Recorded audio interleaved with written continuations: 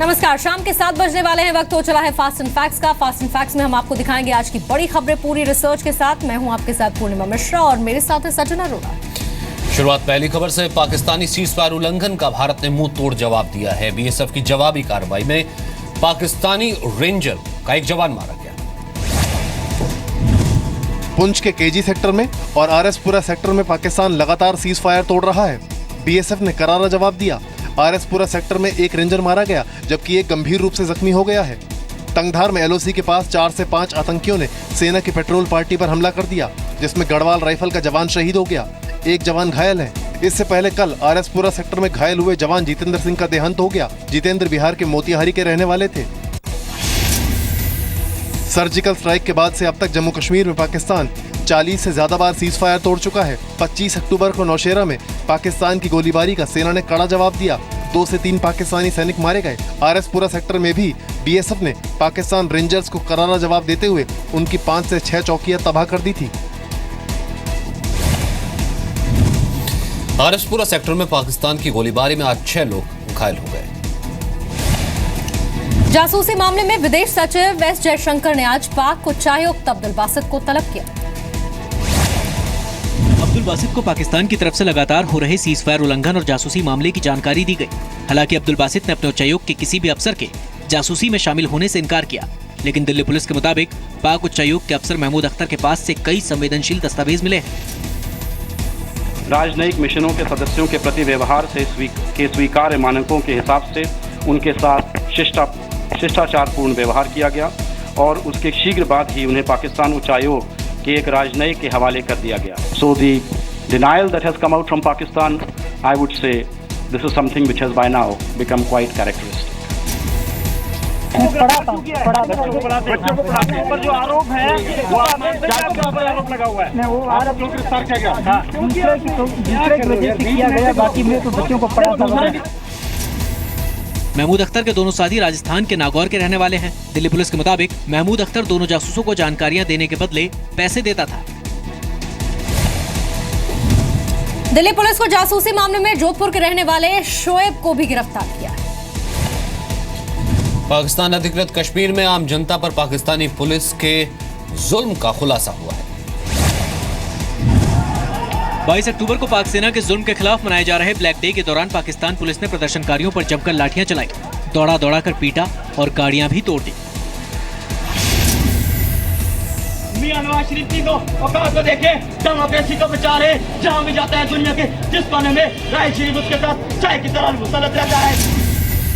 इस रियासत में सियालकोट में 15-16 साल के 2 नौजवान बच्चों को लाठियों से मार दिया जाए, कत्ल कर दिया जाए। ये रियासत इस शक्ल की ये रियासत नहीं चाहिए। 1 और 2 अक्टूबर को कोटली इलाके में लोगों ने पाक आर्मी और आईएसआई के खिलाफ प्रदर्शन किया।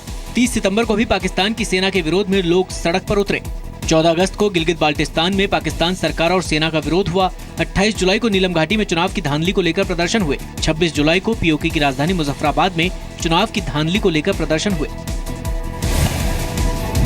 31 जुलाई को गिलगित बाल्टिस्तान में चीन की मौजूदगी को लेकर प्रदर्शन हुए थे। शिमला में 5 महीने पहले अस्पताल में हुई बच्चों की अदला बदली के बाद आखिरकार बच्चों को जन्म देने वाली मां मिल गई।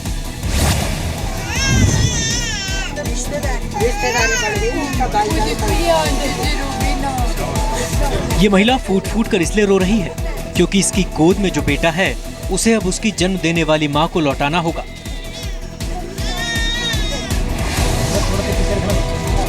अस्पताल की लापरवाही से इस महिला की बेटी दूसरी महिला के पास चली गई थी। वो अब वापस मिल रही है, लेकिन अपने जन्म दिए हुए बेटे को वापस पाने की खुशी नहीं है। जिस बेटे को 5 महीने पाला उससे बिछड़ने का गम है।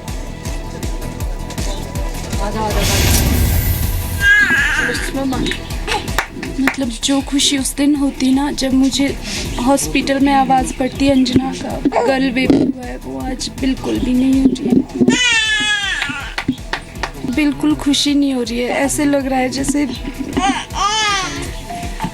नहीं बोल सकती। चलो ये खुशी अगर उस दिन मिलती तो बहुत बड़ी बात होती। और आज बच्चे को, जो बेटी मैंने 5 महीने से पाली है, उसका दुख भी हो रहा है, बयान नहीं मैं कर सकती।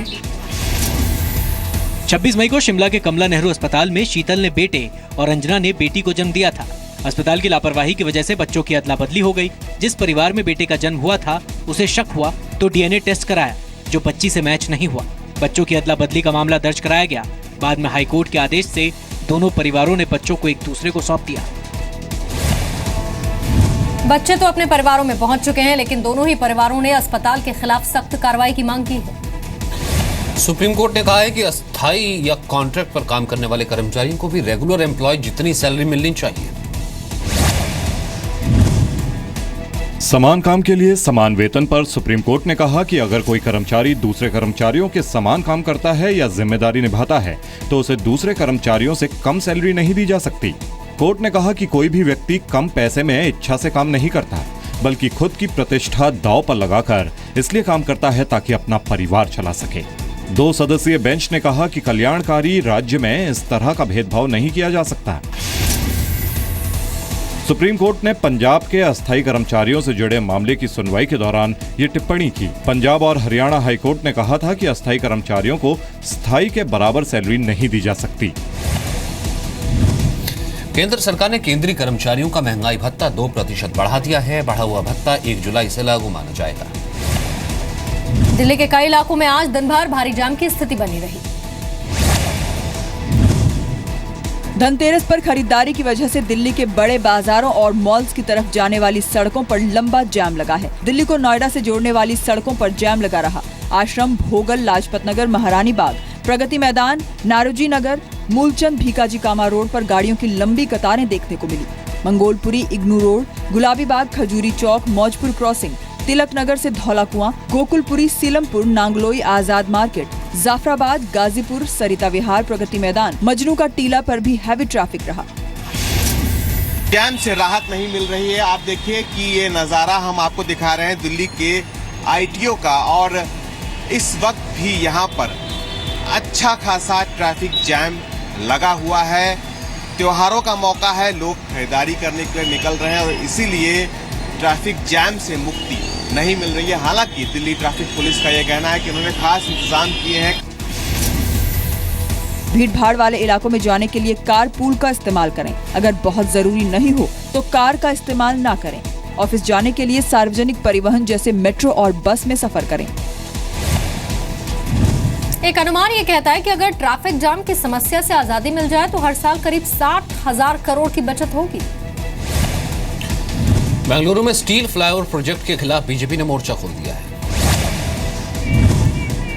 स्टील के पुल के लिए जिन पेड़ों को काटा जाना है उसे घेरकर बीजेपी नेताओं ने आज प्रदर्शन किया। स्टील के इस ब्रिज को बनाने के लिए कुल 812 पेड़ काटे जाने हैं, जिसका बीजेपी विरोध कर रही है। 2013 के बजट में इस पुल को बनाने की घोषणा की गई थी और इसके बनाने की लागत करीब 1800 करोड़ है। सवाल इस बात को लेकर भी उठ रहे हैं, आखिर कंक्रीट की जगह महंगी स्टील से क्यों पुल बनाया जा रहा है। We just wanted to see the save the green. We please save the name of the green city of Bangalore, and in the name of the development, they're really murdering our city. Bengaluru में बनने वाले steel bridge की कुल लंबाई 6.72 kilometre और लागत 1791 करोड़ रुपए है। पुल का काम 24 महीने में पूरा करने का लक्ष्य रखा गया है। अनुमान है कि 2,68,000 वाहन रोज इस पुल का इस्तेमाल करेंगे। 800 से ज्यादा पेड़ काटे जाने और कंक्रीट की जगह महंगे स्टील के इस्तेमाल की वजह से इसका विरोध हो रहा है। माना जा रहा है कि पुल बनने के बाद से बेंगलुरु में वाहनों की संख्या बढ़ जाएगी। पुल के विरोध का एक कारण ये भी है। गुजरात के जूनागढ़ में 12वीं क्लास में पढ़ने वाली लड़की ने छेड़छाड़ से परेशान होकर आत्महत्या कर ली। जूनागढ़ के समढियाला गांव के इस घर में मातम है। राधिका का चेहरा अब तस्वीरों में ही दिखाई देगा। एक लड़का राधिका को लगातार परेशान कर रहा था और उससे दोस्ती करने का दबाव बना रहा था। राधिका के सुसाइड नोट में तनु राजानी का नाम लिखा है, जिससे परेशान होकर राधिका ने एसिड पीकर जान दे दी। राधिका पढ़ने लिखने में होशियार थी। 2013 में जब नरेंद्र मोदी गुजरात के मुख्यमंत्री थे, तब राधिका और उनकी बहन देवांशी ने कार्यक्रम में हिस्सा लिया था और भाषण भी दिया था। मम्मी तन्नू ये मने धमकी आपेली અને કીધેલું કે તું મારી હારે વાત નહીં કર અને બોલીશ નહીં।